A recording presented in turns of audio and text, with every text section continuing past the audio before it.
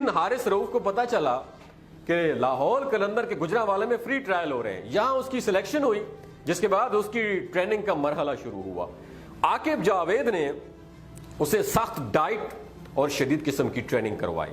आकिब जावेद ने हारिस को रोजाना 2-2 दर्जन अंडों की सफेदी खिलाना शुरू कर दी। बहुत से लोगों को तो इतने ज्यादा अंडे खाने से उल्टियां आ जाती हैं, लेकिन हारिस रऊफ ने इंतहाई पाबंदी के साथ ये डाइट और ट्रेनिंग पर अमल शुरू कर दिया। हारिस रऊफ को प्लेयर डेवलपमेंट प्रोग्राम के लिए लाहौर कलंदर्स की जानिब से ऑस्ट्रेलिया भेज दिया गया। यहां उसने मुख्तलिफ क्लब्स के साथ क्रिकेट खेली, जबकि इंटरनेशनल टीमों के लिए नेट में बॉलिंग भी करता रहा।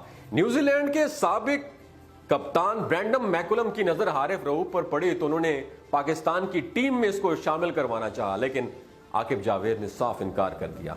आकिब जावेद का मानना था कि पहले इस हीरे को अच्छे तरीके से नगीने को तराश लिया जाए, फिर उसे ताज की जीनत बनाया जाए।